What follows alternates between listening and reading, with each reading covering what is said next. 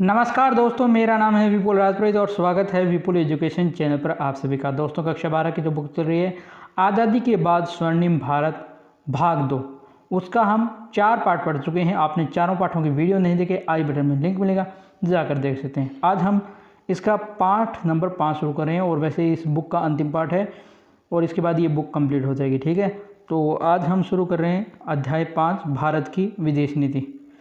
भारत एक विस्तृत भूप्रदेश और विशाल जनसंख्या वाला देश है। यानी भारत क्या है, बहुत ही विस्तृत भूप्रदेश है और बहुत सारी हमारी यहाँ की जनसंख्या है। अतः स्वाभाविक है कि इसकी विदेश नीति विश्व परिषद में अपनी गहर प्रभाव छोड़ती है। यानी इसकी जो विदेश नीति होगी, यानी विदेश नीति का मतलब क्या होगा कि जो हमारे विदेशों में जो देश है या पड़ोसी देश हैं उनके साथ हमारे कैसे संबंध हो, क्या क्या नीतियाँ अपनाई जाए, उसको विदेश नीति कहते हैं। इसकी विदेश नीति विश्व परिषद में अपनी गहरा प्रभाव छोड़ेगी। स्वतंत्रता के बाद पंडित जवाहरलाल नेहरू के नेतृत्व में गठित पंडित नेहरू ही विदेश नीति के प्रधान निर्माता माने जाते हैं, क्योंकि आज़ादी के बाद जब देश आज़ाद हुआ तो पंडित नेहरू जो है हमारे देश के पहले प्रधानमंत्री थे और वही विदेश मंत्री भी थे। तो उन्होंने ही पंडित नेहरू ने विदेश नीति के निर्माता माने जाते हैं। वे साम्राज्यवाद, औपनिवेशवाद और फांसीवाद के विरोधी तथा असंलग्नता, पंचशील, निशस्त्रीकरण, एफ्रो एशियाई एकता के प्रबल समर्थक थे। यानी एक तो साम्राज्यवाद के विरोधी थे, औपनिवेशवाद के विरोधी थे, फांसीवाद के विरोधी थे और वे असंलग्नता, पंचशील, निशस्त्रीकरण और एफ्रो एशियाई एकता के प्रबल समर्थक थे। स्वतंत्रता से पहले सितंबर 1946 में एक प्रेस वार्ता में उन्होंने ये भी कहा था कि वैदेशिक संबंधों के क्षेत्र में भारत एक स्वतंत्र नीति का जो है अनुसरण करेगा और गुटों की खिंचातान से दूर रहते हुए संसार के समस्त पराधीन देशों को आत्मनिर्णय का अधिकार प्रदान करने तथा जातीय भेदभाव की नीति का दृढ़तापूर्वक उन्मूलन करने का प्रयास किया। यानी जब 1946 में उन्हें पूछा गया विदेश नीति के बारे, तो उन्होंने कहा कि भारत क्या है, विदेश में क्या है, एक स्वतंत्र नीति का अनुसरण करेगा, जो गुट की खींचतान से दूर रहेगा। संसार की मतलब गुट, उस समय जो गुट बनते हुए जैसे मित्र राष्ट्र और दूरी राष्ट्र, इन गुटबाजी से वो दूर रहेगा और संसार के जितने भी पराधीन यानी जो गुलाम देश हैं उनके आत्मनिर्णय का अधिकार प्रदान करने और जातीय भेदभाव की नीति का दृढ़तापूर्वक उन्मूलन करने का प्रयास करेगा। साथ ही विश्व में शांतिप्रिय राष्ट्रों के साथ मिलकर अंतर्राष्ट्रीय सहयोग और सद्भावना के प्रसार के लिए निरंतर प्रगति चाहिए। साथ ही क्या विश्व में जितने भी शांतिप्रिय राष्ट्र हैं उन साथ के मिलकर वो अंतर्राष्ट्रीय सहयोग भी करेगा और सद्भावना के प्रसार के लिए निरंतर प्रयत्नशील भी रहेगा। यदि यह कहा जाए कि आधुनिक भारत की विदेश नीति पंडित नेहरू की विदेश नीति है तो कोई अतिशयोक्ति नहीं होगी। यानी हम ये कहें कि जो आधुनिक भारत की विदेश नीति है ये पंडित नेहरू की विदेश नीति है तो कोई बड़ी बात नहीं होगी। ठीक है, तो अब जो है विदेश नीति के जो निर्माणक तत्व है वो क्या क्या है वो पढ़ते हैं। प्राय सभी देशों की विदेश नीति स्थायी और गतिशील कारकों द्वारा निर्धारित है। यानी कोई भी देश हो उसकी जो विदेश नीति एक तो स्थायी होगी और जो गतिशील कारक होंगे उन पर निर्धारित होते हैं। स्थायी कारकों में भू राजनीतिक स्थिति, सुरक्षा, राष्ट्रहित, क्षेत्रीय आवश्यकताएं, आर्थिक तत्व, अनुभव एवं परंपराएं तथा गतिशील कार्यक्रम में अंतर्राष्ट्रीय परिस्थिति, घटनाएं, देश की आंतरिक स्थिति, नेतृत्व आदि विदेश नीति के महत्वपूर्ण भूमिका निभाते हैं। यानी स्थायी जो कारक होंगे उनमें एक तो भू राजनीतिक स्थिति कैसी है उसकी, मतलब राजनीतिक स्थिति कैसी है, सुरक्षा उनकी, राष्ट्रीय हित देखना आवश्यक है, क्षेत्रीय आवश्यकताएं, आर्थिक तत्वों आवश्यक है, अनुभव और परंपराएं हैं। और गतिशील में एक तो अंतर्राष्ट्रीय परिस्थिति है, जो जिसमें अंतर्राष्ट्रीय कैसी परिस्थिति है, कैसी कैसी घटनाएं हो रही है, देश उन देश जिसके साथ विदेश नीति उस देश की आंतरिक स्थिति कैसी है, उसका नेतृत्व कैसे, आदि विदेश नीति के निर्धारण में महत्वपूर्ण भूमिका निभाते हैं।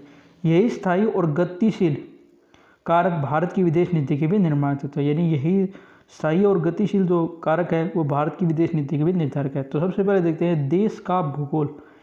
फ्रांस के सम्राट नेपोलियन बोनापार्ट का यह कथन महत्वपूर्ण है कि किसी देश की विदेश नीति उसके भूगोल द्वारा निर्धारित होती है। यानी फ्रांस का जो सम्राट था नेपोलियन बोनापार्ट, उसने कहा था कि किसी भी देश की जो विदेश नीति है वो उसके भूगोल द्वारा यानी उसकी जो भौगोलिक स्थिति है उसके द्वारा निर्धारित होती है।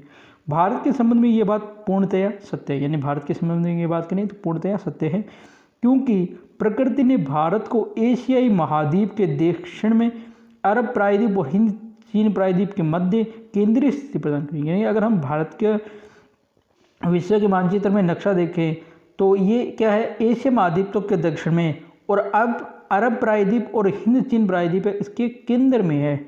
इसकी सीमाएं सभी दक्षिणी एशियाई देशों यानी इसकी सीमा जो सभी दक्षिणी एशियाई देशों जैसे पाकिस्तान, नेपाल, भूटान, बांग्लादेश, म्यांमार, श्रीलंका और मालदीव से जुड़ी है या फिर नज़दीक है। यानी ये सारे जो देश है ये दक्षिणी एशियाई देश है, इनके साथ या तो सीमा जुड़ी है या नज़दीक है।